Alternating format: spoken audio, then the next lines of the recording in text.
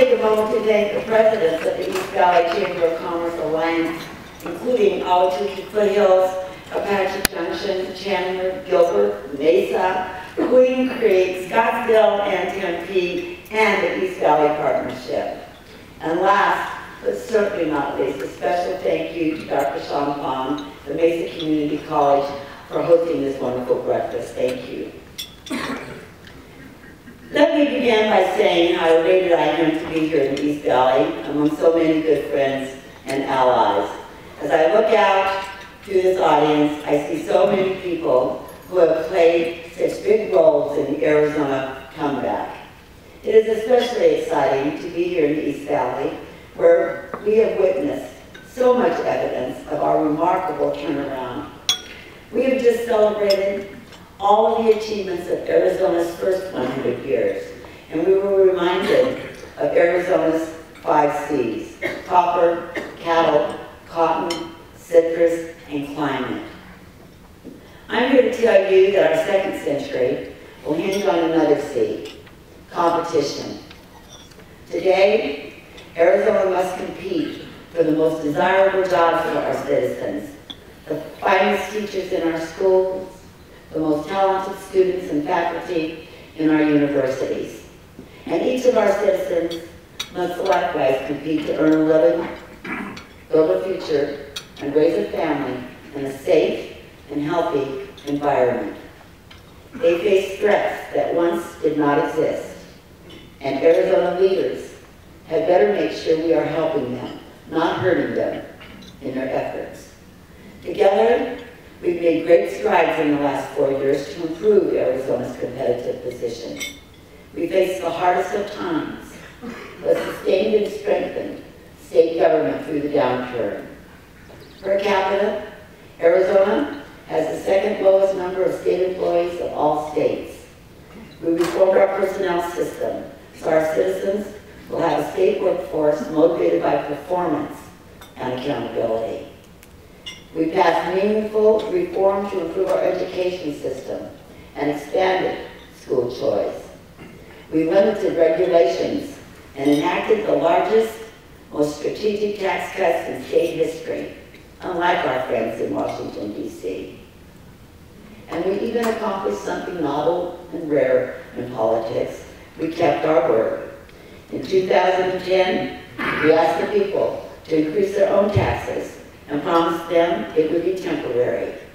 That promise will be kept when Proposition 100 sales tax expires in May. Not long ago, we were facing the worst housing collapse in our history. The downturn had cost us more than 300,000 jobs, and our state government was bogged down by a $3 billion deficit. Now, our housing market is on the mend, recovering faster in Metro Phoenix than anywhere in America. We're adding jobs at the swiftest clip in years, nearly 23,000 in November alone. In fact, Arizona ranked 5th in the nation for job growth during 2012.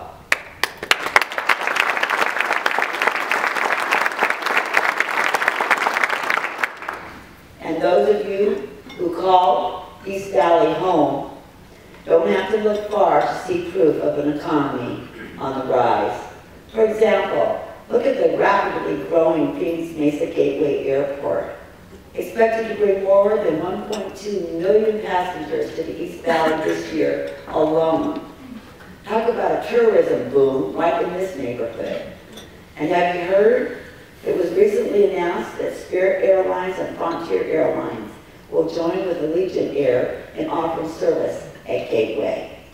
This partnership, coupled with future plans to add additional terminals, will provide the East Valley with a strong economic engine that will have lasting impacts for generations. Then there's the new state-of-the-art technology hub, centered in the Price Road corridor. This shining example of innovation will lure world-class technology companies from around the world to Chandler and Tempe, bringing thousands of high-quality, high-wage jobs to the East Valley.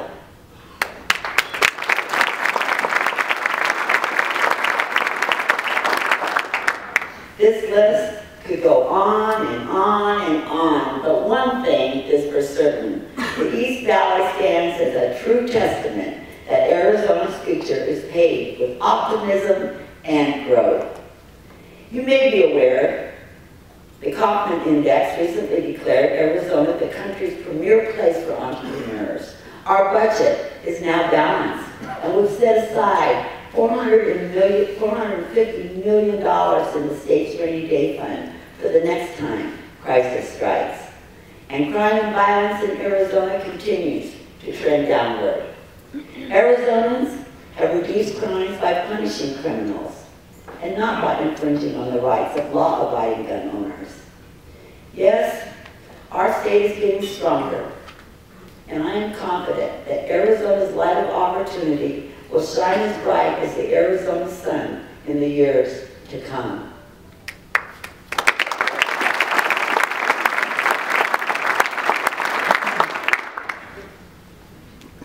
Leaders of this state have no higher priority than the safety of children in state care. That's why, in 2011, I convened a Child Safety Task Force to improve the way in which this state oversees children under its care and investigate cases of abuse and neglect. Many of that panel's recommendations have now been adopted, including the creation of a special unit of law enforcement veterans focusing on investigating the worst cases of child abuse and neglect. We've improved operations at Child Protective Services by overhauling a hotline system so the most urgent calls are directed for faster response, by streamlining the hiring process to ensure every available caseworker position is filled, and by cutting paperwork burdens so caseworkers spend more time checking up on children. Despite these efforts, there can be no doubt our system of child safety is under pressure. Arizona's abused and neglected children need help. The executive budget I released Friday will add 150 CPS caseworkers and boost foster care, adoption services, and emergency placement of children needing rescue. Because these needs cannot wait. I've asked lawmakers to join me in approving an emergency budget request to hire 50 additional caseworkers right now. We cannot strike evil from the hearts of those who would harm an innocent child, but these common sense steps will help at-risk children get the assistance they need before it's too late. These past 4 years, we have tackled hard questions and faced moral challenges. My friends, this too is a moral issue. Arizona must protect your children. There's no limit to what we can accomplish when we work in cooperation towards a common goal. Just look at Arizona's economic and fiscal turnaround. It's no surprise that we in Arizona have created a model of recovery very different than that pursued by the administration in Washington, D.C. Where they spent, we saved. Where they hampered private industry with excessive rules and regulations, we've marshaled the power of the free market. We did this because we know, as President Reagan once said, and I quote, "No power of government is as formidable a force for good as the creativity of entrepreneurial drive of the American people," end of quote. In the new economy, talent is king. Creativity is the new capital, and competition is worldwide. The Arizona Commerce Authority will continue to lead our job attraction efforts. World-class employers like Intel, Amazon, Silicon Valley Bank have chosen to locate or expand in Arizona, due in part to the fine work of the ACA and the robust business environment we provide. Halfway through this fiscal year, the Commerce Authority has already helped deliver more than $680 million in capital investment and 6,000 jobs. While we lower the barriers to business growth, keeping regulations lean and taxes competitive, it's clear we have another problem, our own sales tax system. Sales tax is the most critical source of revenue for core state programs, but our sales tax code is also one of the most complicated in the nation. It's an accountant's dream, but a business owner's nightmare. Arizona's local and state governments have created a tax system with so many twists and turns that would make it difficult for businesses to simply pay what they owe.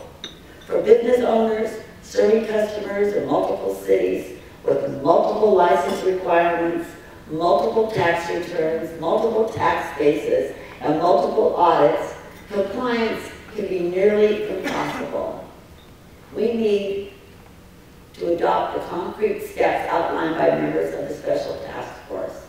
Steps that will simplify our sales tax code, remove one more barrier to economic growth, and make Arizona even more competitive. While we take these important steps to boost our economy, we can't forget the most fundamental and lasting keys to Arizona's competitiveness, our schools.